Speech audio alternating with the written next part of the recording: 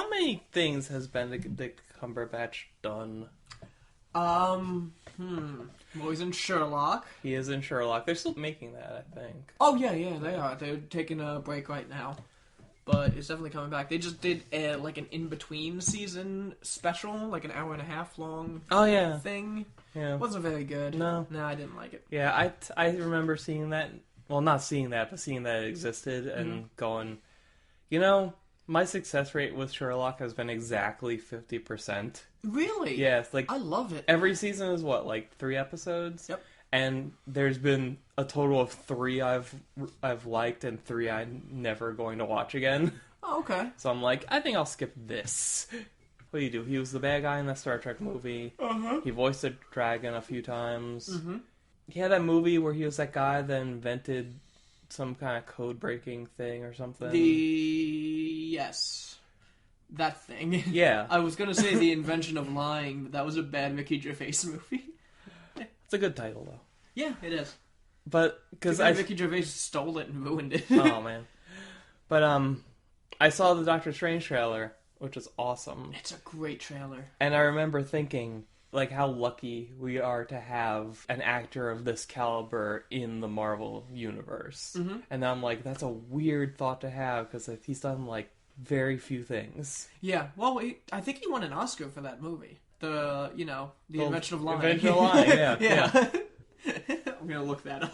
Was he, like, playing, like, Alan Turing or something? Maybe. I don't know who that is. I didn't see the movie. The Imitation Game. That's it. Mm-hmm. Lying is, like, imitating. Yeah. Yeah. We did it. We solved Awesome. it. I didn't even pick up on it, because I was just too busy liking the trailer. But, the Ancient One, the bald person that trains him to be magic, is an Asian character. I forget who's playing it, but it's not an Asian person, and people are, like, getting mad at that. And the director of Doctor Strange has said, like, look, there's no way to win here, because this character was an offensive Asian stereotype to begin with. Yeah. So it's like, we undid that to try and not be terrible, but there's no way, there's nothing good I could have done. Yeah. I heard people were upset that the Iron Fist isn't played by an Asian guy. Yeah, and that's a weird one. That's weird, because he wasn't Asian. Yeah, he was always a white American guy who learned martial arts and got a weird, like, he punched a dragon in the He butt. ripped out a dragon's heart. Yeah. Yeah. But then it's like, say, like, well, no, we cast this guy because Iron Fist was always a white American guy. They're like, oh, you don't know anything about cultural appropriation, and we could have fixed this after all these years. Which, I mean, I don't know, I always liked that about Iron Fist, though. When Iron Fist was first created, he definitely started out as, like, white guy comes into this backward society and fixes everything, which is terrible. But, like, Greg Rucka's run and stuff like that, it was kind of like this white American idiot finally finds his calling and finds something that he's good at, and he's this lovable goofball, and that's what's great about him. Mm-hmm. So I always liked that it was a white guy out of his element, and that's what made him lovable. You know what I mean? Yeah, it's like, we're gonna take this loser and have him better himself through immersion in another culture. Exactly. Yeah. Yeah. It just comes down to that whole... It's the same argument we've been having for years, which is, do you stay true to the original at all costs, or do you cross racial lines if it means you can get a better actor? Mm-hmm. There's people who complain about Michael Clarke Duncan's casting as the Kingpin in that Ben Affleck Daredevil movie, which, yeah, the Kingpin's supposed to be a big fat white guy, but on the other hand, Michael Clarke Duncan was a great actor, and he was phenomenal as Kingpin. Best part of that movie. Oh, yeah. So it's like, do you stay true and get a potentially worse actor, or do you go, hey, we can get this guy, and this guy's really good, let's tweak the part for him? Yeah. And we don't know what the situation was, you know? We don't know if they found this actor and really liked him. Like, if they could get, like, Stephen Young from The Walking Dead, who is an amazing Asian actor. Is he Glenn? He's Glenn in The Walking Dead, yeah. And he's amazing. Like, if he was like, I really wanted to play this part, but they said they wanted to get a white guy. Like, then I'd be like, yeah, that's fucked up. But if they had, like, if they were like, we were always interested in this guy, he was interested, like, we don't know what the situation is. So, I think it's fine that the character was white, so they got a white guy. I don't see the problem. Yeah. Yeah. Yeah. I mean, once the show is actually on, you know. Yeah, then we'll see. Yeah. It's kind of like That's... Oh, you go. No, well, I was going to say, it's kind of like how there's people that are upset with Spider-Man in Civil War being Peter Parker.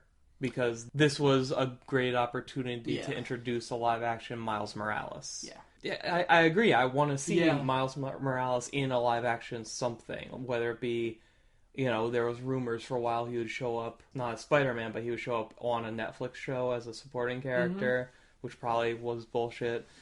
Or, like, I would love to see him in his own movie or something. Like the Cloak and Dagger rumor that I'm so mad about. But it's like, the fact that they went with the more obvious decision, I'm not upset about it because it makes the most sense to do what they did. It's like, I'm not angry, I'm disappointed. Yeah. Like, there must have been countless meetings between Sony and Marvel. Like, you get him in this movie, you get him in this movie. You get him in this thing, we get him in this thing. I'm sure Miles Morales came up. And if there was a technicality where, like, Marvel Studios could still technically use Miles because Sony didn't own him, like, we would definitely be seeing a Miles Morales in the thing. Again, we don't know what happened. The discussions that they had. And I would love to see Miles Morales way more than I'd love to see Peter Parker. Also because one of my favorite actors of all time, Donald Glover, the rapper Childish Gambino, he really, really, really wants to play him. Nice. And that would be amazing. But it feels, to a degree, like it's people saying, yeah, you did it right, but why aren't you doing it better? Exactly. Yeah, that's the thing. And as much as we're saying we would love to see Miles Morales as Spider-Man, Peter Parker Spider-Man in Civil War looks awesome. Yeah.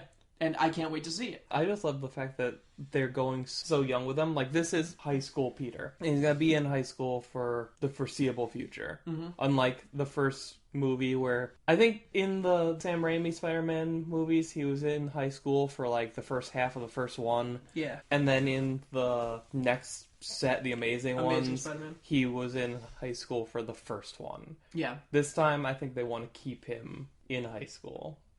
And The Amazing Spider-Man is a good movie. It is. Yeah. Amazing Spider-Man 2, they kind of lost their footing. Yeah. But still has some good stuff in it. Yeah. That guy's still... I'm sorry, I can't remember his name right now. Andrew Garfield. Andrew Garfield. He's still my favorite Spider-Man. Yeah, so far, yeah. Yeah, because I've stopped blaming Tobey Maguire for those movies. You two have had you've worked it out. We've talked it out. He came over for tea the other day. It was delightful. But that was not his fault that those movies were terrible. But Andrew Garfield, that guy is Spider-Man. Like, he nailed it.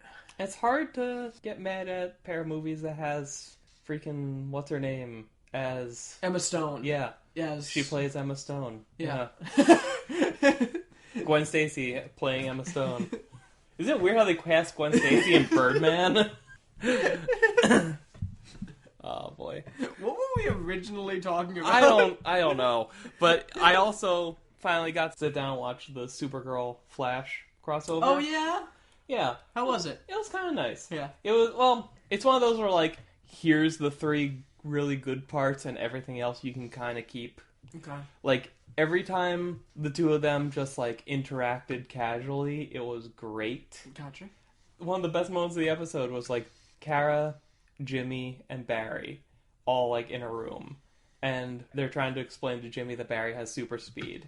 And Barry's like, hey, look at this. He's gone, and then he's back, and suddenly they're all holding ice cream cones. Kara looks down, her eyes get wide, and she just goes, yes! Nice. That was great. And there's a scene where, like the cast of Supergirl plus Barry are all standing in... Have you seen any of the show? None of Supergirl. They're all standing in like the boss's office. So they're standing in Cat Grant's office, and she's like, and this is a CBS show crossing over with like a CW show, and Cat Grant's like, look at you all standing there. You're like the young, attractive, yet non-threatening, racially diverse cast of a CW show. Nice.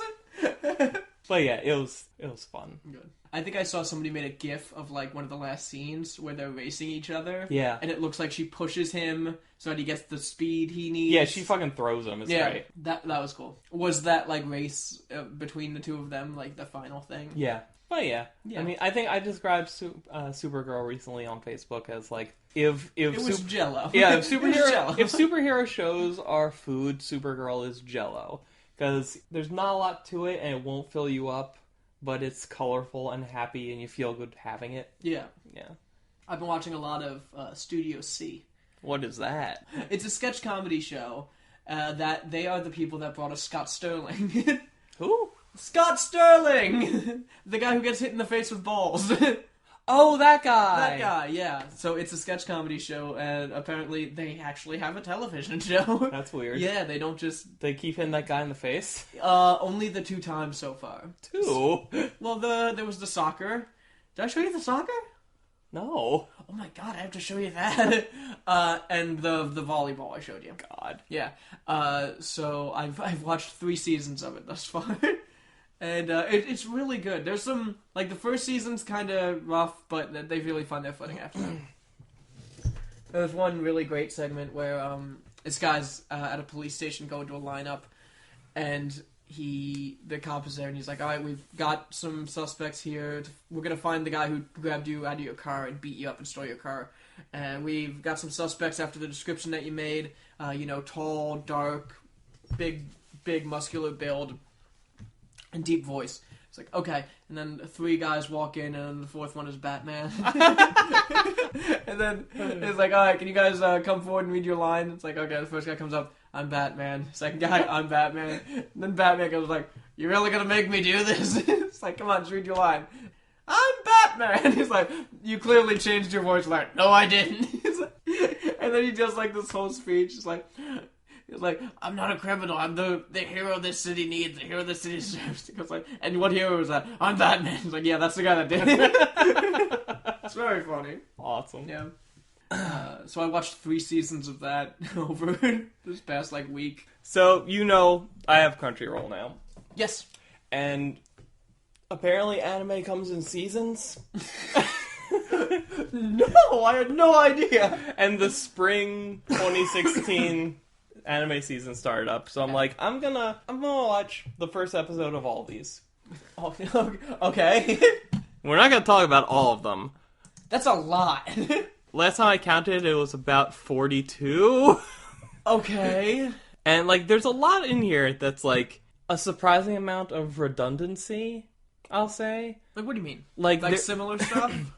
Yeah, there's certain things that I'm can't remember exactly which right now, but there's 2 shows in here where it's there was a catastrophe and it's kind of the future and humanity is being picked off by these weird monsters and we're behind a wall and they're trying to compromise Attack on Titan kind yeah, of. exactly. And it's all kids with some kind of weird power kind of thing, or it's we're all in a school and everybody has their own kind of weird weapon, that kind of thing. Gotcha. And we're in a tournament now.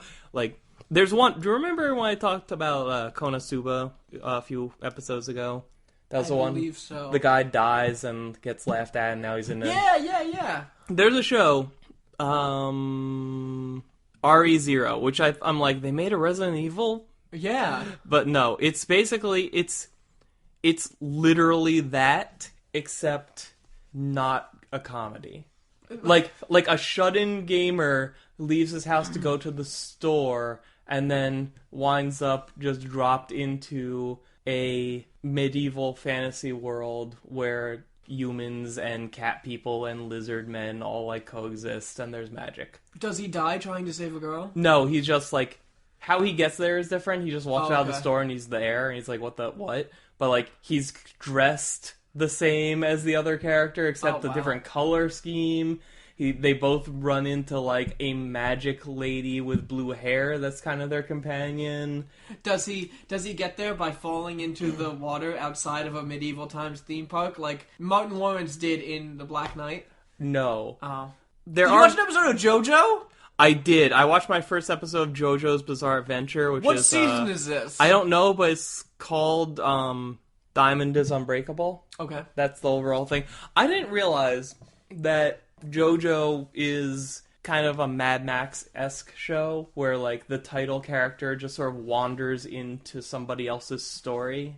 Well, I think it's a different JoJo every season. Really? Because I think the first one was Jonathan Joestar. Then there's like... Jotaro, Jonathan something. I think Jojo. It's always his initials are always JoJo. Huh? Because this one, there's like some Navy man named one of those things you just said shows up in this small town because he's looking for his younger uncle, and it makes sense. No, that can work. That can work. And the uncle character is a high school kid named Josuke. And okay. And that's the guy in the thumbnail there. And it's his story, but like again, like a Mad Max thing, like the other guy has been traveling around doing stuff longer than this. He like explains what stands are, and now there's like the whole thrust of the season is like, what's the cast of this town going to deal with this serial killer that's living there? Gotcha. Because I always hear the best friends are big fans of JoJo's Bizarre Adventure. Oh, yeah. The only reason I'm familiar with it. I always hear them talk about, like... I've heard them say, like, who's your favorite JoJo character? Like, JoJo, actually. Oh, that's what that... Oh, okay. Yeah. It might just be that, like, how people with the name LL are going to be important to Superman. Yeah. So, maybe, like, if you're... There's one... Like, Jonathan Joestar is the main guy, but... If you have like, JoJo is in your name, you're gonna play an important role, you know? Yeah. I was surprised, like, the art of the show. Yeah. It kind of looks like something Adult Swim would have made. Really? Yeah. Have you ever seen any of this? No. I mean, like... I watched, like, the first time they tried to make it into an anime. This is, like, the good one. Yeah. I couldn't do it. It was comical. Like, there's one scene where, like, some guy, like, bestows magical powers on JoJo, and he's like, I can feel my strength increasing. I can even lift this rock. And he just holds up a rock for some reason, and it's not even that big of a rock. I can even lift this delicious sandwich. And he's just eating a sandwich. Yeah. But yeah, so there's a bunch of these I'm like, okay, let me add this to my queue kind of thing. And like, that's one of the shows, like, I'm going to give it a couple episodes, because like, I didn't like it as much as I thought I would. But you're starting at like the 5th season. Oh, excuse me. Yeah, but it's the start of like a new arc with a brand new cast. So true. You can probably go back and start at the beginning. Oh yeah, I mean, let me just look at this here because they have, there's Stardust Crusader. There's another Stardust Crusader. There's 2 seasons of Stardust Crusader. JoJo's Bizarre Adventure. I think that's the original one. There's no thumbnail of him holding a rock. Oh, that's too bad. But yeah, so there's a bunch of seasons of JoJo out there. Okay. There's a Phoenix Wright. There's an Ace Attorney anime. Oh yeah. It's basically Phoenix Wright year 1. Like, oh nice. It was him getting his first case. This was terrible. Really? Yeah. Oh, that sounds so interesting. Though. I know, but it's just like I've never played an Ace Attorney game. So, no, I know the general idea of it, and I feel like you can tell they went out of their way to kind of be like the game in terms of like the visuals going on during the court case, but it was like I was like, wow, no, wow, no. There's lots of wow, no in there. Yeah. Like, there's some like weird stuff like, and this whole part is gonna be full of names we don't know how to say, but like, Bakuan. Sure. It's about, like, it's your general, like, hey, we're a bunch of girls that go to high school, except we love motorcycles and have a motorcycle club. That sounds great. And it's really weird. It's like, every motorcycle is real, so it's like... What do you mean? It's like, it's all product placement stuff. Oh, okay. And, like, there's the one weird character that never talks and won't take off her helmet. and there's two characters who absolutely hate each other because one loves like Mitsubishi and the other hates it. And then there's the one who like can psychically talk to motorcycles. Oh my god. It's just so bizarre. I might actually add that right now. Alright. I thought you didn't like that one. I didn't, but now that I'm talking about it, there's lots of like good concepts in here that don't necessarily like Big Order. It's basically X-Men, except, you like some weird goddess appears to you and you can make any wish you want, and that wish gets granted by giving you a superpower that lets you do that thing. Okay. So like this kid, when he was like 10, made a wish and it almost destroyed the world. What was his wish? His wish, as it turns out, was to control the world. Oh, okay. And yeah. But like that, the implication of what that means is like literally control everything about the world. Okay. Like the flow of time like and stuff like that. Like tides and all this stuff. Okay. Eventually some people started to figure out, oh, he did it. Oh. And like his actions also made people like, this is the X-Men thing, like now like people, I forget what they call them. I think they call them orders. Okay. Like you're mutants, you're orders. And like people are like, they're racist against these orders because like, oh, one of these filthy orders ruined the world kind of thing. Is that guy still around? Oh yeah. And he still has the power to control the world. Yeah. But like he's like blocked out. Like he thinks he made a wish to destroy the world because he's like blocked it out kind of thing. Oh, okay. And an assassin gets sent after him, and she goes to stab him with a sword. And he like puts his hand up, and then suddenly the sword is just through her stomach. Oh, Because like he controls the world, so he Yeah. changed it to be that. yeah. But it's okay because she lost all of her family in like some tragic death accident. So she made a wish to like never die. So she regenerates from everything and is immortal. So, Okay. So they're gonna. I thought you were gonna say so. No one will miss her. No. So they're gonna do this forever, I guess. And like this guy says, like, all right, look. If I was in the X-Men team with her, I would just be like, "Well, try again." Like, that would be my idea. Just keep sending the immortal after. Yeah. Like, the goddess keeps showing up at his house, and she's like, I'm really curious to see what you do. But look, I get it. This is a little too much here. Give me your hand. All right, poke. Okay, now you have 1/1000th of your power. So now you're just limited to, like, a smaller area at a time. Okay. So it's basically comes down to, like, he walks into like, a parking garage, and that parking garage is his territory, and he rules everything that happens in his territory. I am the god of this parking garage. Yeah. But, like, he has to actually, like, physically enter a new space to kind of annex it kind of thing. I think as he gets further away, he loses it. Why'd the goddess do that? That's kind of a dick move. I don't know. That sounds awesome, though. Yeah, I don't know. There's a Final Fantasy 15 prequel. Don't fucking bother. There is... You're gonna describe it, and it's gonna be amazing. No, it's just like... It's a series of like 15-minute episodes that just give you the basic setup of who these people are and what the plot of the game is. Oh, okay. And I have to imagine that the game is going to do both those things way better. Yeah. What about Flying Witch? Flying Witch is literally like this girl goes back to this town where her cousin lives, and then they're like, all right, let's go shopping. Oh, I need to pick up something. Hey, look, a broom. And she gets on it and starts to fly. Okay. And they're like, what? She makes a friend her first day of school. And it's like, I want to thank you for, like, walking me home because I would get lost and everything. I hate to put you out. Hey, wait, do you hear that? Hang on, I'm going to get you a present.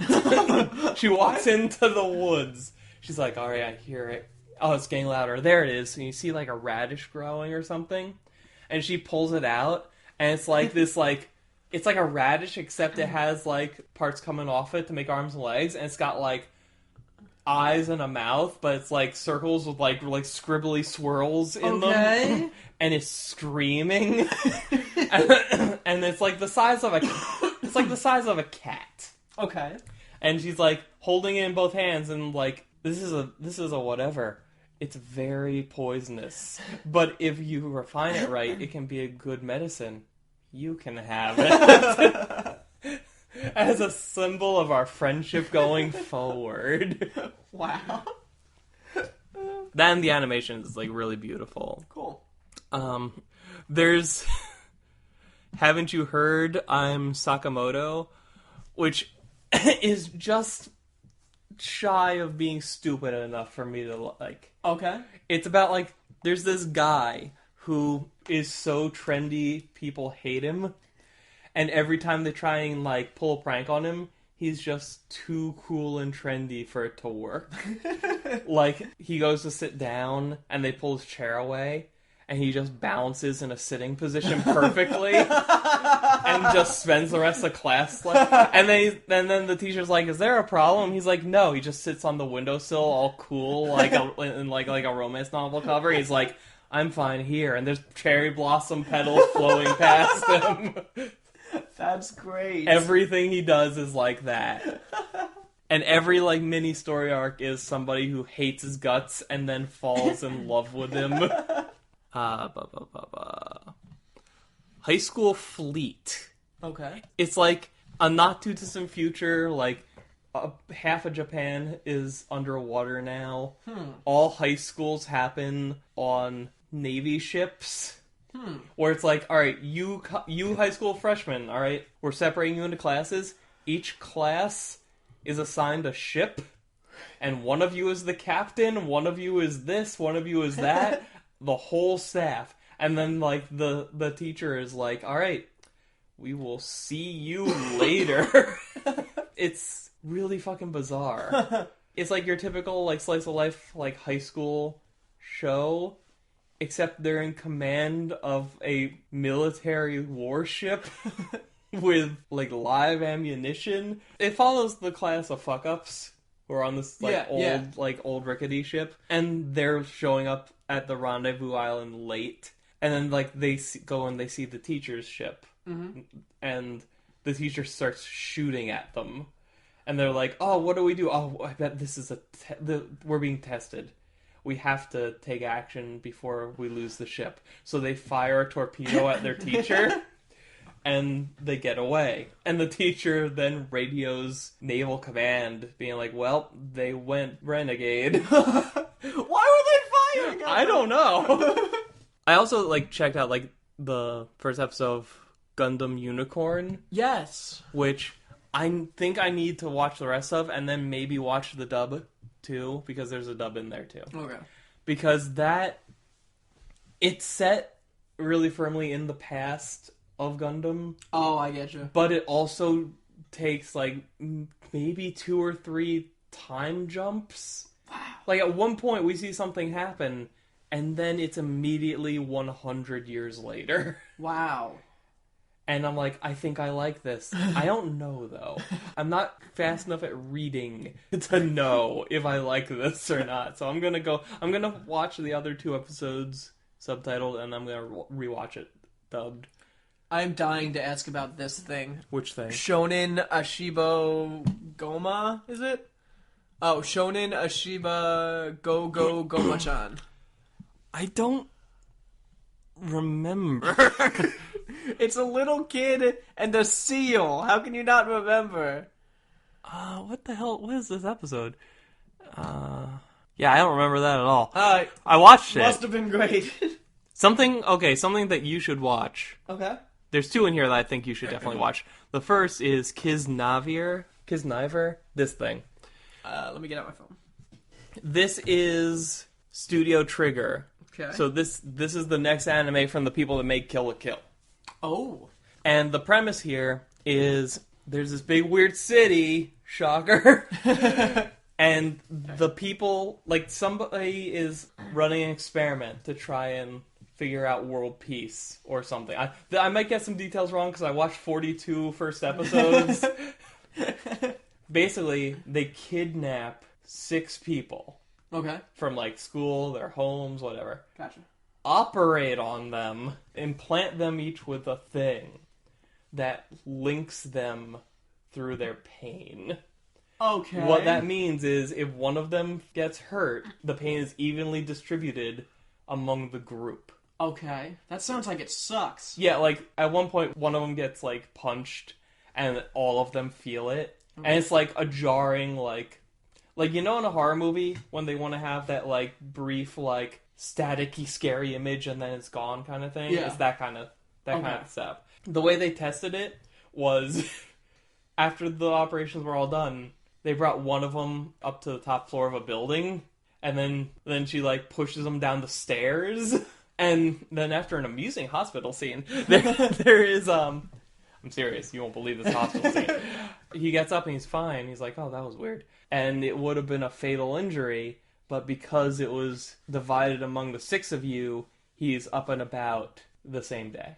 Okay, so they all feel the pain, but it's not the full amount. It's divided. Yeah. It's 1/6 of the pain. Yes. Okay. And, that's interesting. Yes. And I don't know where this is going. Yeah. Because it also made allusions to, like each of you are chosen because you're an analog to, like, the 7 deadly sins, but not the traditional ones.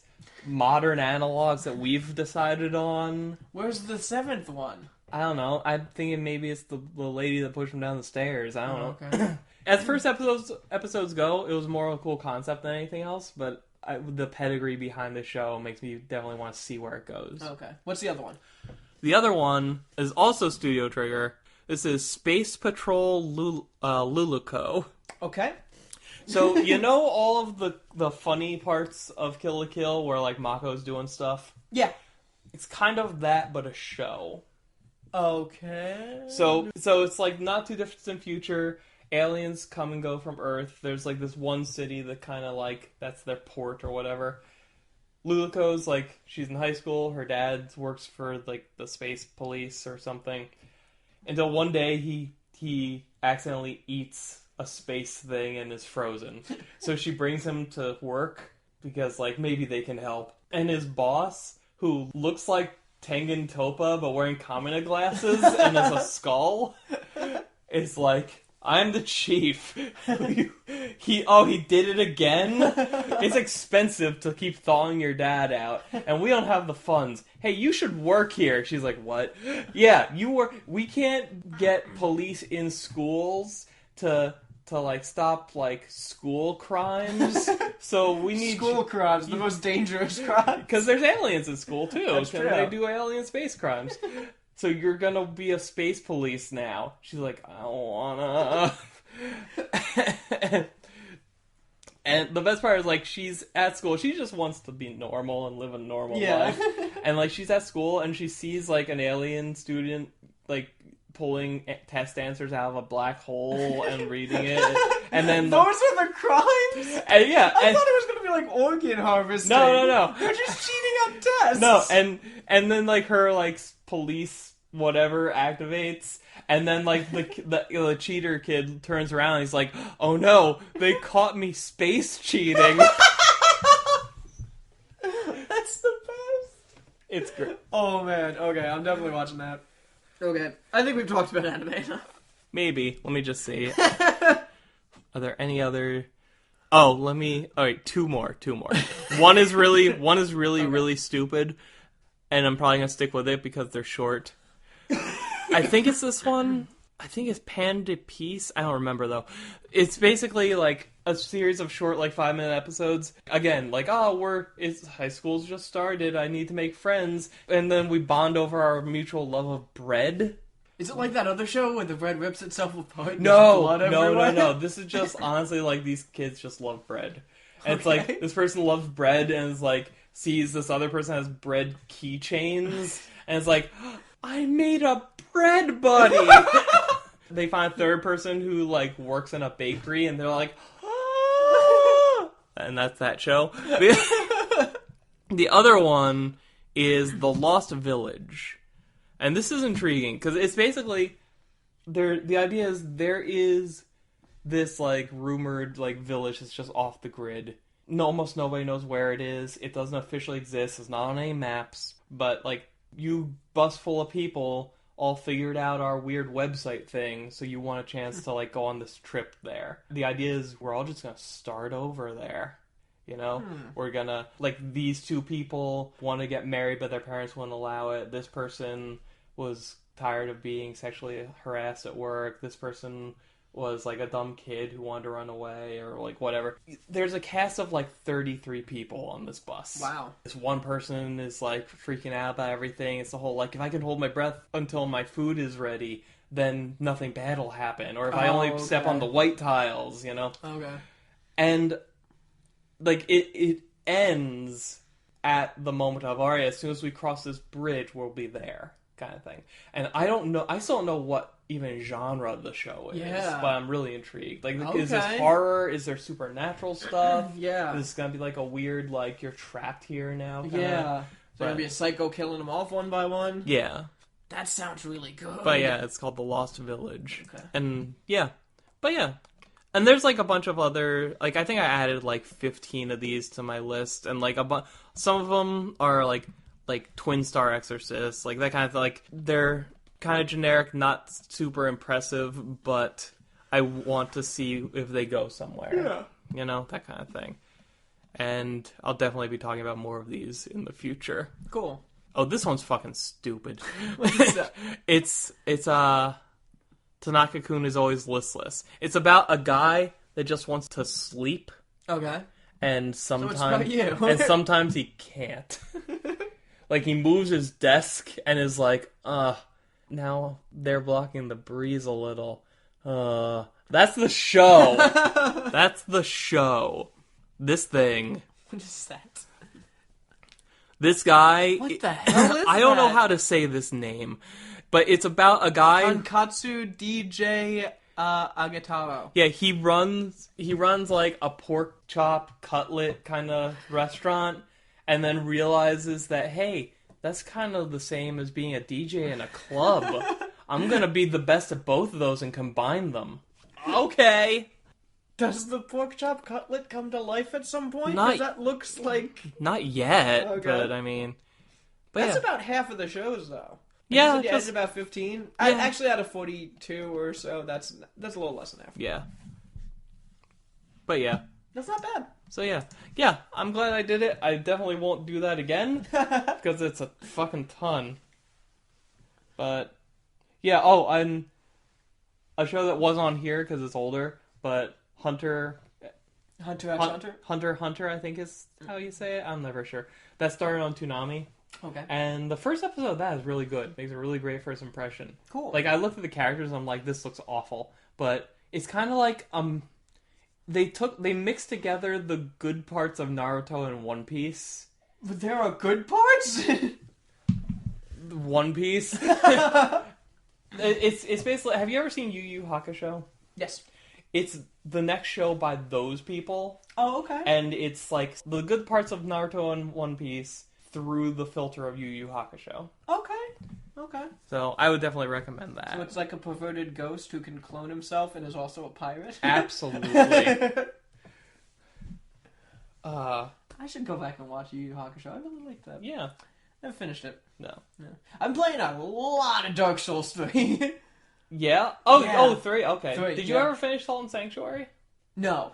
That was just holding me over until Dark Souls 3 came out. Nice. Now, it's like an alcoholic drinking, like, grain alcohol, and then, like, Rubbing somebody... alcohol, Exactly, yeah. And then somebody, like, buys him a lovely bottle of gin. Did you know Team 4-Star, the people that do Dragon Ball Z Abridged, they do Let's Plays where it's just the voice actors. So, like, I watched a 10-minute video of Vegeta playing Salt and Sanctuary, and also Yandere Simulator and Honey Pop. That's so weird. They did, like, for February, they did Vegeta's Month of Love. Where we just played all these love games. That's great. And then they have Goku doing like bullshit stupid games like I Am Bread and Goat Simulator, and he's like, oh boy, Goat Stimulator.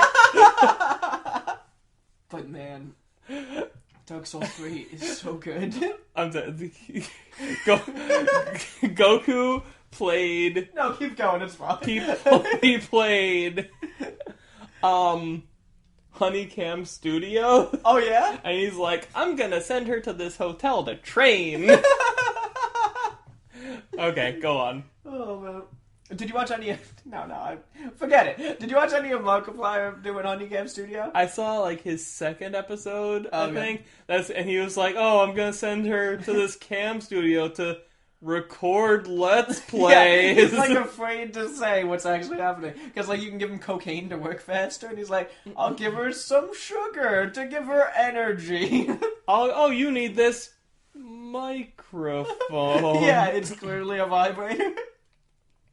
But whenever he gets a butt plug, he's like, put this in your butt. He just gives it to him. At one point, he just yelled out, I need more butt plugs. Yes. So Dark Souls 3 is good? Dark Souls 3 is great. It is like a return to form after Dark Souls 2.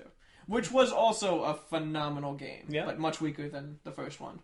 I think I might like this as much as the first one. Wow. Yeah. You've played all these. Do you see, like... I've played Dark Souls 1, 2, and 3. Okay. Never played Demons. Are you seeing, like, are you aware of, like, references and callbacks in it? That's difficult. Because I don't know anything about the story. The story is such madness. Yeah. But there's, in the first Dark Souls, there was a bridge that you had to cross, and then, just out of nowhere, a dragon would land and just slaughter you. Just breathe fire and you were dead. So after that, you knew, well, let's not cross that bridge. And there's a very similar part in Dark Souls 3. Okay. It's definitely referencing the first Souls game more than the second one. Something that they did in the first one that I wish they would bring back, you could cut off the tail of certain enemies. Like if you were fighting a dragon or a certain demon, you could cut off their tail and then use it as a sword. Which was awesome. Does it still look like a tail? Yeah. Weird. Yeah, it's great. And I don't think you can do it in this one. And I don't think you did it in 2 either. Did Bloodborne have that? No. I wasn't sure about the new system that they introduced where it used to be if you were using magic, they were just consumables. You had a certain number of spells. Yes. And they refilled once you rested at a bonfire. Yes. Now you have a magic meter. Mm. And that goes down along with your health. And to refill that, you have a separate Estus flask. You have an Estus flask which refills your health, and now you have an Ashen Estus flask which refills your magic. There's like the red one and the blue one. Exactly, yeah. I like to think like Dark Souls man is just carrying around a bunch of Gatorade. Yeah. I forget what I was watching, but they refer to the Estus flask as like Ecto Cooler. Yes. Refilled Which, out. by the way, is coming back for the new Ghostbusters movie. Temporarily or permanently? I don't know. Maybe that'll depend on the box office. Yeah. But I really like it, actually, the Ashen Estus Flask. I think it's a great system. And you can go to a blacksmith that you go to like, repair your weapons and stuff. Mm. You can just go to him and say, like, I, right now, have 8 total uses of Estus Flasks. Okay. Oh, And you can I upgrade that? Or... You have to fight powerful enemies or, like, they're really well hidden. You get Estus Flask shards. You go to him and say, I want to strengthen my Estus Flask. And he gives you another use. Cool. So right now I have 8 total uses of an Estus Flask. And I can go to him and say, I want to put 4 uses of my regular Estus Flask and 4 uses of my Ashen Estus Flask. And I can switch it around whenever I want at no cost. Nice. Which is great. And I really like that. There's a lot about this game that's really good. Is it, like, as hard or easier or the same as the other games? It's definitely... I'd say it's as hard. I'm going through it pretty fast, though, for a Dark Souls game. Mm. It's like the first one, like, everyone was saying the best part about it is the crazy bosses. And the second one, they just put in way more bosses, and some of them sucked. Oh. So this one, I think there are more bosses than there are on 1, but they're layered out better, and I haven't come across a bad one yet. They're great. Cool. And what was I going to say? I'm playing as a cleric, I believe. The cleric casts miracles. Okay. You start off with with the 2 miracles, heal and force. All force does is push enemies away. It's a force push? It's a force push. You're a Star Wars. I think you already told me that joke off mic one time. That's not real. Doesn't count unless we're being recorded. Yep. But they don't take any damage, so force is essentially useless. I found someone who can teach me pyromancy, so I've kind of been mainly leaning towards pyromancy. Another thing I like about it is, like, in the other games, if you could find a teacher of, like, this guy teaches sorceries, this guy teaches pyromancy. If you had enough souls, you could buy whatever they had, and then move on until you found somebody else who teaches more stuff. In this, you have one teacher, and you can learn all that they have until you find, like, it's called, like, a pyromancy tome. You give it to the guy, he studies it, then he can teach you more stuff. Okay. Yeah, I think that's really cool. Yeah. I just found something, it's called, like, the Gravekeeper's Pyromancy Tome. I gave it to him and he was like, I can't. This is too messed up. You have to find someone else. So now I gotta find someone else who can teach me the most evil pyromancies in the world. Like, yes, this is awesome. Then, like, I looked it up, and it was like, this is where this person is. Like, oh, I'm not even there yet, damn. But it's great. It's really cool. I have to carry a knapsack full of babies, and every time I want to throw a fireball, I have to take out one baby and light it on fire and throw it. Dark Souls! Dark Souls. I just learned the pyromancy that sets the weapon I have equipped on fire. So Nice. Just hitting people does fire damage. I like it. It's great, yeah. I wish I would have just went with Pyromancer, though. Yeah, that's the thing, isn't it? Yeah, because I can eventually learn miracles that throw lightning at people. And, like, I can add lightning damage to them, which is great, but I'm not finding any. So right now, I think I'm gonna backtrack a little bit. I'm stuck at a boss right now, so once I beat him, I think I'm gonna go back and backtrack, see if I can find some lightning stuff, and then continue on. Nice. So I will probably be updating about Dark Souls 3 for a little while, because it is great. Now, since the story of the Dark Souls universe is so obtuse and kind of there, kind of not there, could you start anywhere? You mean, like, could you just pick up Dark Souls 3? Yeah. Oh, yeah, absolutely. Okay. I would still recommend starting at 1, because it's the best one, arguably, because I haven't beaten 3. Maybe I will change my opinion on that. And also, that way, it could be like, 1 is great, 2 is really good, and then you get 3, which is back to great again. So it's like, that's the way it should be, you know? Also, play Bloodborne. That's great also. Yeah.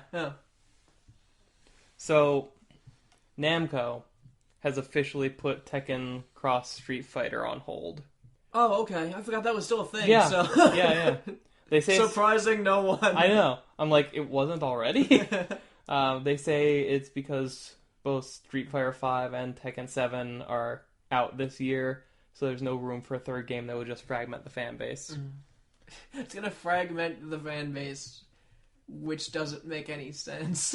Well, I think it's like you wouldn't release 2 Street Fighter games in a year, kind of thing. Yeah, 2 new ones. It just they just want more money, and they're afraid that their fans won't be able to buy 2 AAA titles in the same year. 3, but I get that. It's just like the way that was worded was like, we don't want fans to have to choose, which doesn't make any sense because it should be bringing the genres together instead of separating it. I mean, it definitely makes sense for them to like wait until like next year or something. Oh yeah, absolutely. But I don't know. I don't know how much of this is a legitimate thing and how much of it is just like, we know this isn't gonna do well. Yeah. We don't wanna. This turd needs as much polish as it can get. You can't make us. We don't wanna. Do you think they learned from Street Fighter Cross Tekken? No. No? Nope. When did that come out? Was that last year? Oh no, that was a couple years ago. Yeah? Yeah. Wow. That's even worse. Yeah. Yeah. I mean, this could be a make good, you know? It could be. Oh, it could be, but I bet if you ask any of the higher ups there, like some of the lower guys working on the game, they probably know, but like any of the higher ups, they'll still say it's a great game. Oh yeah. They don't know. Yeah, no. Is Ryu in it? If Rio's it, if Rio, no, they call him Rio. If that blue bird is in it. Who? Remember, so there's that I don't know if it's DreamWorks or something, but it was like a oh, I do know. Okay.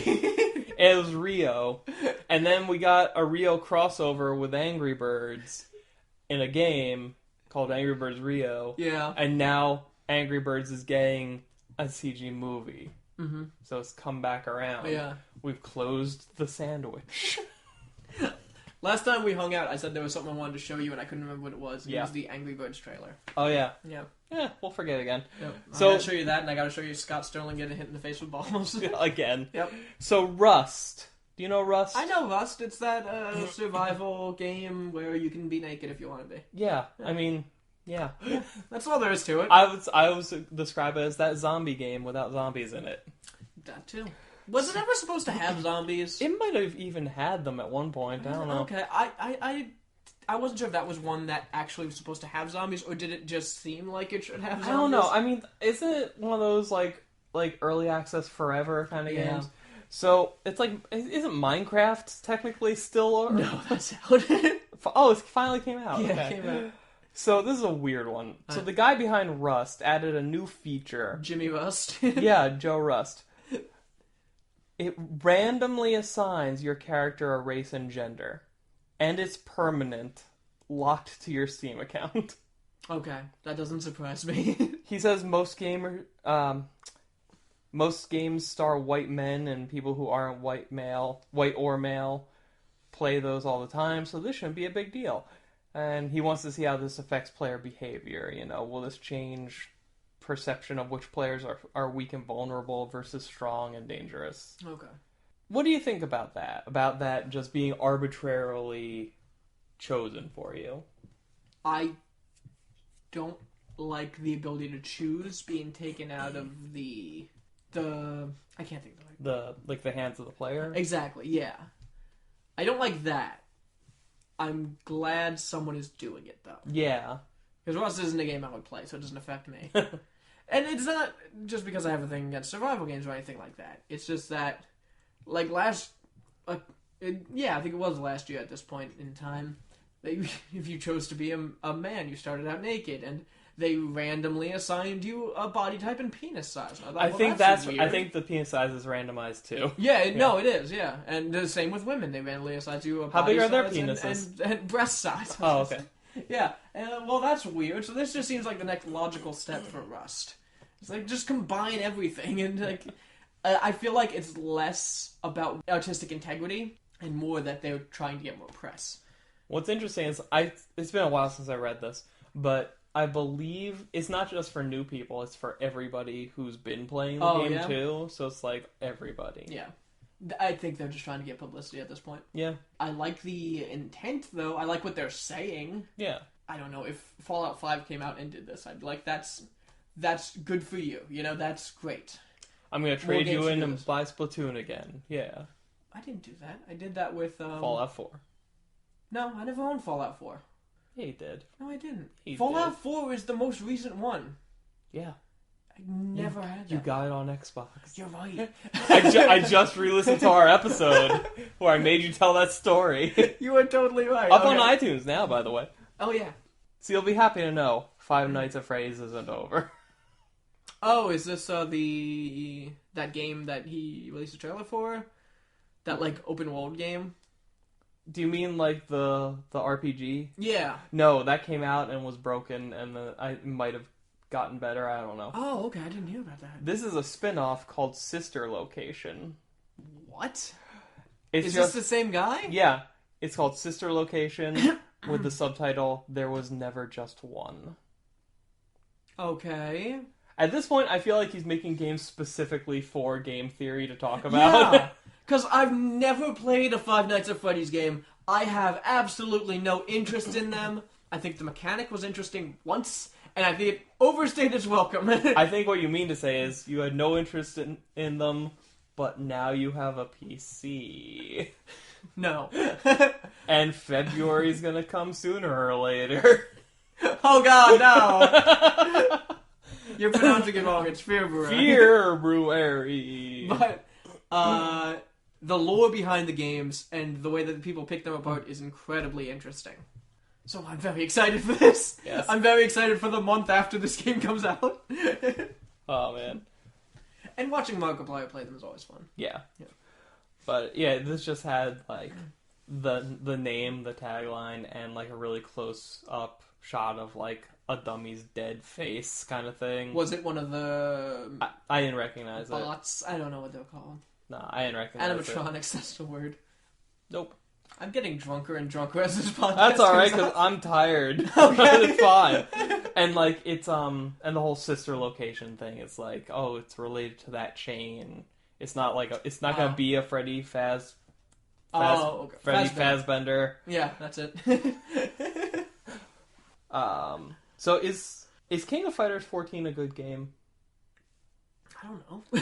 Well, how should I know? Well, it's coming to PS4 on August 23rd. Okay, I guess we'll find out. Yeah.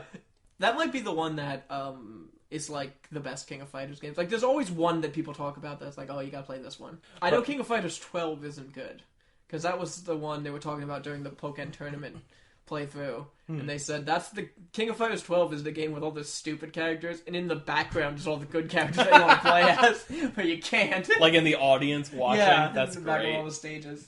So this game apparently has you pick teams of 3. Okay. And I assume what that means is like you go in. It's like Marvel vs. Capcom. Marvel vs. Capcom style, yeah. Where like, oh, I'm gonna start out playing as this guy.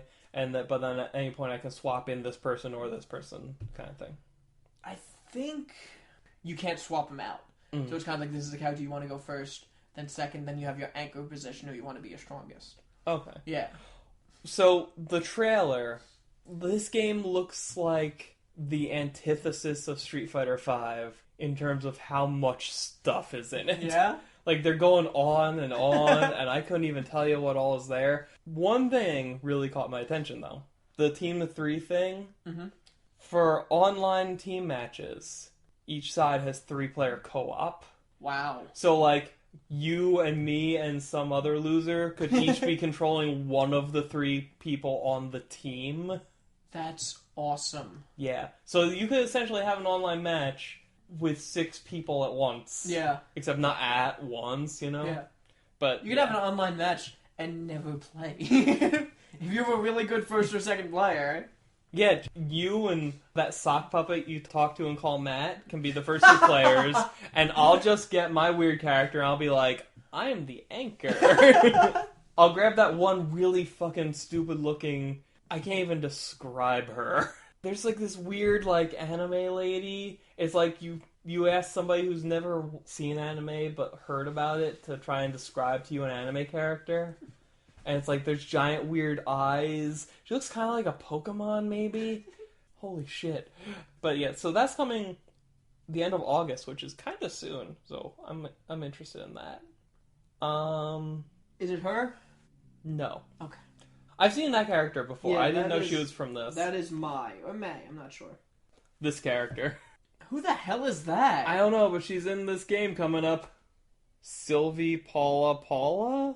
That sounds like an anime name. But yeah, she's like over-designed and like there's What eyes is on her happening? head. It looks like she's being eaten by the flying spaghetti monster. It does. Maybe she's actually like some kind of giant alien, and that thing is... I mean, the small girlish body is kind of like one of those like lights that deep sea fish have out to attract in. Maybe she's a Skullgirls character and Exactly. nobody knew. And like the girlish figure is to attract in perverts, and then when they get close, they're like, hey, and it just snaps in and eats her. Oh god, okay. So the new Ghostbusters game that comes out July 12th, 3 days... Why is there a new Ghostbusters 3 game? days before the movie. Mm-hmm. It's just called Ghostbusters, and it's about original characters who seem to be in high school. It's not even about the characters in the movie? No. Why? I don't know. Does it have anything to do with the last game? No, this is a 4-player action game on PC, PS4, and Xbox One. Okay, so we're doing a Let's Play of this, right? I think so. We getting Jeremy back in here? We should get Jeremy and Greg in here because there's 4-player. That'll be Do we chaos. have 4 controllers? Yeah, if I bring my 2 over. Oh. Yeah, we can do it. What is that? You don't want my trashy controllers? As long as they stay on your side. Something I kind of do like about Ghostbusters at this point is you've got this cast of characters. You've got... I'm pretty sure the last time they did a game like this, it was 4 random characters. Because they had one of these on the Xbox 360, I think. Okay. It was called, like, Slime Time or something. I don't know. You've got the Extreme Ghostbusters. You've got the original Ghostbusters. You've got, in the Ghostbusters comic from IDW, there's a storyline where the Ghostbusters disappeared and Janine had to recruit a new team. So there's there's like 5 sets of Ghostbusters and the new movie. So 6 sets of Ghostbusters floating around out there that anybody who wants, like, I would love to see a JSA-esque Ghostbusters comic or something where it's like they all get together. Like, you pull from all of it. Yeah. Like, the original Ghostbusters are, like, the elder statesmen who are getting up there in years and they're training the new kids. And you got, like, people from all these different, like, and you can bring in whoever from wherever. It's kind of cool. Great. Yeah. Kind of cool. And Ecto Cooler's coming back. Yeah, that's great. You played World of Warcraft for a while, right? Yeah, a little bit. Did you hear about the whole legacy server thing? Yes. Did you play on that? Do you know what server you were on? Was it this? I was on one of the official World of Warcraft servers. Okay, so you were a sellout. Yeah, Got it. was. It was back in the day when there was no need for legacy servers. Yeah, so this was a server that was preserving, like, the original, unaltered, the classic World of Warcraft. Yeah. Before any of the expansion packs changed. That's anything. the one. Yeah. And it got shut down for technically violating Blizzard's terms of use. Yeah. It had 150,000 players.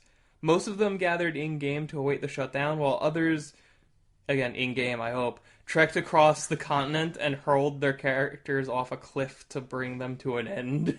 What? In-game, right? Yeah. Okay. The way that was worded Yeah. was most of them gathered in-game, while others, meaning not in-game, Yeah. trekked across the continent to throw their characters off a cliff. What did they do? They threw their hard drive off a cliff. Why'd they have to go across the continent for that? I'm sorry. That was just a simple grammar mistake. So, GameStop is now publishing games under the name Game Trust. What? Oh, so because GameStop. because of that stupid game that they're publishing. Well, there's Which that. may not be stupid. There's that. They have developers confirmed to be on board so far are Insomniac Games, I love them. Ready at Dawn Studios, They're great. Frozen Byte, and Tequila Works. Those last two I can't think of. Yeah, I don't know. GameStop isn't getting involved in the creation process at all. They're just giving creators a platform to sell physical and digital copies of their games. Digital. Well, no, like through the GameStop website, and Okay. they'll have like rack space in their stores. Okay. For all those digital games. Yeah, they also want to do digital, physical, console, PC, and VR stuff. Okay. They also have the worst logo in the universe. Oh, let me see. It's a G and a T, but the T is inside the G, and they're trying really hard to look like a Japanese thing. Or a Chinese symbol. Like the people mad about Iron Fist should be mad about this logo. That's terrible. But yeah, I don't know. I mean, it's kind of cool to see them trying this. At the same time, it's kind of telling that they need to try this. Yeah. So, I mean, I guess we'll see what happens, because they have some pretty competent developers. Oh, yeah. And this is just so far. My question is, when they publish a game, will I just be able to turn on my PlayStation and download it?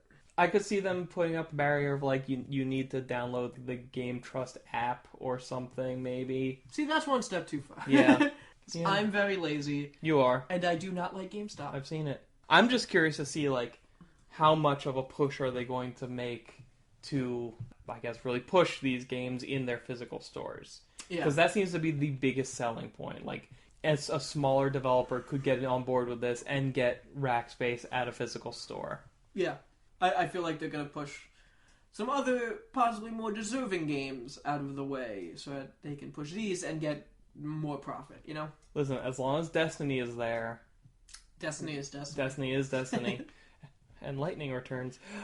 So, that that new Flintstone comic that DC's putting out? Yeah. It's about slavery. What? Did you read that? all of the animals they use as appliances and stuff get organized and rise up. Yes! I love this! I know, it sounds pretty good. That's great! Okay, here's a little double feature before the end. Okay. So both of these are terrible. Okay. So there's a comic store in, I forget where. It's probably in here somewhere. It's called Dark Star Comics, and has a Facebook page, and the owner uses it to post, funny pictures and announcements of sales, like the whatever, Yeah, sounds great. So a few weeks ago, he puts up this message. I'm ready. If you want to buy anything from this Dark Star location, buy it now. I'm closing the Princeton Loserville shop. Princeton is just too poor to support anything worthwhile, and I can't stand its apathy. It's a sad and sorry place, and I full-heartedly, that's his words, regret giving this place a shot. I simply just can't be bothered anymore, and I have wasted enough of my money here. Prices will remain as they stand. If you can't afford them at the current reduced prices, then you just can't afford them. Big surprise. Good luck and best wishes, Princeton. I can't wait to see your kids working at Walmart for peanuts in 5 years. Holy crap! Wow! Now, Rob, you used to work at Walmart a few times. How many peanuts did they give you on a regular basis? It depended on how many hours I worked. Yeah. Yeah. And then he got the expected string of text and pictorial responses. And then he replied, if any other white trash would like to spout off, please be my guest. I love seeing how trashy you all can be. I'm laughing at the failures of Princeton and all the money I wasted bringing it something fun. What is wrong with this guy? I don't... You run a business! Shut up! Wasn't that something? That was something. It's better than this next one, though. Okay. So yeah, if there's a Dark Star Comics out there, don't go to it. Yeah. Oh my god. So, oh my god, I don't even know where to start. There's a guy named Alex St. John. Okay. He, first, I should say, there's been a new initiative by the International Game Developers Association, which I guess is a thing, to tackle unpaid overtime and long hours, which happens a lot. Yeah, happens a lot in the game industry. So Alex St. John, he's been in charge of a lot of people in the games industry. He was a senior figure at Microsoft in the 90s. He was the head of an online gaming company called Wild Tangent. He was the president of High Five, which is apparently a gaming social network. If you say so? Yeah, I don't know. Yeah. But he's been in charge of people in this industry a lot. Mm-hmm. So he says a bunch of things. Okay. He says developers should quit whining about fair wages and long hours and get down to doing what they love because, after all, pushing a mouse around for a paycheck isn't really hard work. Oh. He claims that making games is not a job, it's an art. You can make art for a job? Yeah, what the hell? Yeah. He stated his belief that any woman entering the tech industry has it made, and that women in tech are often fatally compromised with victimology psychosis. What? He also said, "Oh God, this is the gift that keeps on giving." I can't begin to imagine how sheltered the lives of modern technology employees must be to think that any amount of hours they spend pushing a mouse around for a paycheck is really demanding, strenuous work. He mocks kids who enter the workforce Let me punch the child!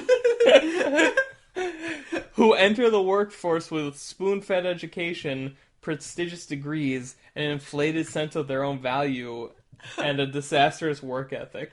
Oh my god. He advises employers to churn and burn to find the optimal team and not to waste time managing the weak. My favorite quote from him is, "Don't be in the game industry if you can't love all 80 hours a week of it." Oh my god. And then he stepped down. No. He asserts that crunch is energy. Like it's crunch time. Yeah, you gotta make the deadline. Yeah. And a wonderful thing that happens to human beings when they're faced with the impossible. So then his daughter spoke out against him, talking about how he's sexist and blind to his own privilege. She says, "My father's own conclusion being that everyone who's not a white male has a victim complex and is allowing themselves to be held back. It's very convenient that to pretend that the reason white males are so successful is because they're self-starters geared towards success, while everyone else is simply too lazy and apathetic and whiny to make something of themselves. By pretending this, he shields himself from all of the realities that put white males in position of power in the first place. Good for her. Yeah. And she works in the industry too, and she's like, could you please just like use your position to help your daughters? Yeah. So yeah. Did he respond to her? No, not like, shut up, bitch. Oh, look, a woman talking. The Star Wars movie was bullshit too. So the last thing I have is there's a bunch of little movie stuff. Okay. Warner Brothers finally confirmed that Ben Affleck is on board for a solo Batman movie. Awesome. He will be starring and directing. Great. Suicide Squad director denies that reshoots are for adding missing humor. What are they for? That was his response. Probably. Direct quote. Defenders starts filming near the end of the year. Awesome. Jessica Jones won a Peabody Award. What? Is that a writing award? Probably.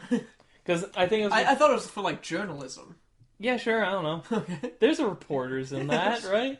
But, like, they cited the fact that it's like superhero / neo-noir. Yeah. That asks a lot of uncomfortable questions about power and consent. Yeah. The Russo brothers, they directed Winter Soldier and Civil War, and they're doing Infinity War. They say that Avengers Infinity War Part 1 and 2 won't be treated like a Part 1 and 2. They're two different movies that continue off each other and are the culmination of the Marvel Cinematic Universe so far. They say there's a story arc being told across all 4 of their movies. Awesome. So if you watch their 2 Cap movies and their 2 Avengers movies, you'll have like a through line. Cool. This is actually wrong now. I was going to say Inhumans is being pushed back to make room for other Marvel films like Spider-Man and other competing things from Disney. But Inhumans has been taken off the schedule. Really? Yes, they're saying that it's not canceled, we just don't know where to put it, but it's probably canceled. It wasn't going to come up until 2019 anyway. But it was basically Marvel's X-Men. Yeah. Kevin Feige, who is like a Marvel movie guy, he remains non-committal on Captain Marvel, saying that they may possibly announce a filmmaker and maybe some cast members in the next month or 2, or later in the summer, or at the end of the summer. Isn't that with the female? That's the female Captain Marvel. Yeah. The Carol Danvers character. Yeah. So Warner Brothers is rebooting the live-action Scooby-Doo movie franchise. Awesome! So the new movie is called Scoob, and it's like Shield, SCOOB. Awesome! It's coming September 21st, 2018. May or may not be part of a live-action Hanna-Barbera shared cinematic universe. Awesome! That's all. The new Spider-Man movie is Spider-Man Homecoming. Okay. Which is kind of an appropriate title. Yeah. And Marvel Cinematic Universe characters will be in it. Oh, great. I think But it's a Sony movie, isn't it? Yeah. Okay. I think they're sharing now. Yeah, I think they confirmed like Iron Man's gonna be there. MIB 23 is the title of the Men in Black 21 Jump Street crossover film announced by Sony. This is really happening. Sony's getting out there saying, here's the title. I guess because it's the... No, that doesn't even make sense. Because there's a third Men in Black movie? Because there's 21 Jump Street. Uh-huh. Then they did a sequel, 22 Jump Street. Yeah. They didn't do another one yet, did they? No. Is that why this is 23? I guess. So Benedict Cumberbatch is voicing the Grinch in a new animated movie in November of 2017. Fantastic. I know, when you think about the voice from that original cartoon, it's perfect. It is. And Rob, don't worry, because the next 4 Avatar movies will be released over the next 7 years around Christmas. You mean James Cameron Avatar? Yes. Oh, Avatar 2, 3, 4, and 5. Wow. I know, right? Was anyone asking for that anymore? James Cameron. Maybe he invented a new camera again. James Camera. We're gonna call this the James Camera, right? Oh god, my pool of money is getting low. I'm starting to feel more common. Let's see. live action movie rights for Pokemon are being bid on right now. Oh, cool. That'll probably be as good as the live action Dragon Ball movie. I really want this to happen, though. Yeah? I really do. Every time they make a live action short anything involving Pokemon, it's like, fuck, make a longer one. Did you see that thing on Tumblr? It was a picture from like the trailer of Pokemon Tournament, and it showed a Blaziken and Pikachu fighting each other, and it was like the tournament stage with all the traffic around it. Yeah.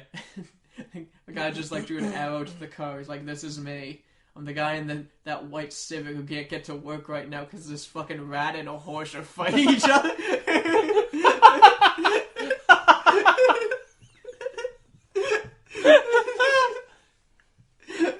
That's awesome. Yeah. There's legitimate concern that if Legendary gets it, which that would be kind of cool if a Pokemon movie was by Legendary. Yeah. A Chinese company controlling a Japanese brand could make relations between the countries tense. Or awesome. It could end hundreds of years of tension. God. Marvel's... Oh yeah, the Inhumans thing. What do you think about the Ghost in the Shell stuff? Have you heard about that? Because you know they're making a Ghost in the Shell movie. Yes. And it's starring Scarlett Johansson. That I didn't know. They released like the first like image of her as the character. It's like nothing. It's like a side shot of her head or whatever. Okay. And it's been like the Iron Fist stuff turned up to 11. Oh yeah? Because I guess she's supposed to be Asian. Yeah, well... Isn't she a robot? Yes. So here's the thing. Whatever, who cares? Well, here's the thing. So we're making an anime character into a live-action character, and we're casting a white actress to play her. But it gets into a really weird realm of everybody's like, well, this character should be played by a Japanese actress. The person who originally, like, did Ghost in the Shell was like, I never envisioned this character as being Asian. And somebody else made the point of like, okay, first of all, putting Scarlett Johansson in the role will get more people to watch a Ghost in the Shell movie than otherwise. Mm-hmm. And secondly, half the people I know keep asking me, why do anime characters look white? Like, why are they looking like American people? Yeah. And it's like, it's that whole like weird, like kind of gray area of like yeah, I can't tell anyone's race in an anime. Like, sometimes they make it more apparent. Yeah. Just with, like, facial features and stuff. And if they're blonde, they're American. Oh, of course. Yeah. But they always say that. A lot of the times, anime characters are, like, almost racially nondescript. Mm-hmm. But the really fucked up thing is that they may or may not have tried using CGI to make some white actors look more Asian. Okay, that's messed up. Well, they deny it, saying that they only tried it on a background character and it didn't work out. Oh, what? No! No, because what that implies is that if it worked, they would have done it. Yeah! What the hell? But it's okay, though, because it didn't work. It's okay. Our super racist plan didn't work. Hey, you tried to drown me. Yeah, but you're alive, so I mean we're good, right? I got my white robes and my white hood all made, but my wife shrunk them in the dryer, so it's fine. Oh man. And then somebody called out like, they made an Attack on Titan live action movie with an all Asian cast, and aren't those characters supposed to be like largely German descent? Yeah. There's only one Asian character in the entire show. Yeah. I didn't think they were German. I thought it was like so far in the future that they were all mixed race at that point. Yeah, like they are all like a mix except for Mikasa. Yeah. But like, I mean, the main character's last name is Jaeger. That's true. Yeah. Yeah. It's literally a German word. Nobody batted an eye on that because it was terrible. Yeah. Yeah. I think it really is just the association of like, oh, this is based on a Japanese property, so why aren't the people in it Japanese? Also, it's kind of like I don't mean this to sound bad, but it's nobody's gonna say anything about that because it is a cast full of minorities. So nobody's gonna say. I see what you mean. Yeah, I feel like it's impossible to talk about this without sounding terrible. No, you're right. Yeah. I am happy that we've come full circle in our episode. Yeah, you're right.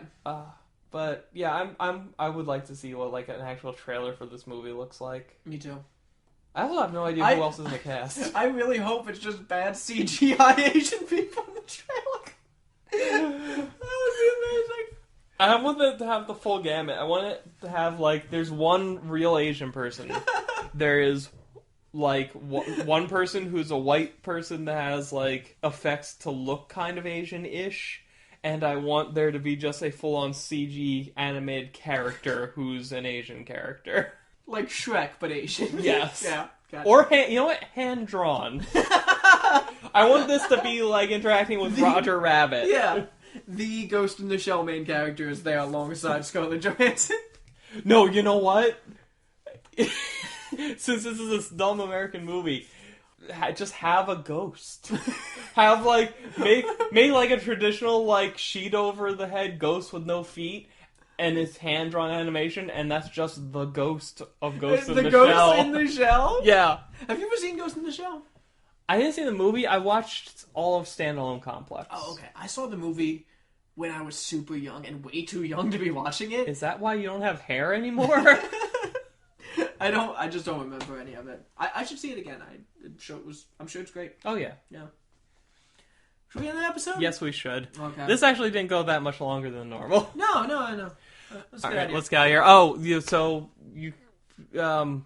we're on iTunes and all sorts of podcasty things now, so you don't have to just be listening to this on YouTube. Yeah, we're check wherever you get your podcasts. Yeah, like I download it through Downcast, so like any like podcatcher you use. Yeah. Like, we should submit to like Stitcher and stuff. Yes, we should do that. Yeah. So, but if you don't want to wait a full week between episodes, you can get us on YouTube a day early. Yes. Yeah. Okay. Yeah. We should coordinate that. What do you mean? Going forward for posting. Well, we're not even caught up yet. No, we almost are. At the time of this recording, we're not even caught up to where we are on iTunes. So yeah, by the time this goes up, we'll be caught up like next week. Yeah. So right now, keep checking us out on YouTube. Yes. And like and subscribe to us on YouTube, and please leave us a review on iTunes or wherever you get your podcasts. That'd be great. Yes. Okay. Thank you. Bye. Bye.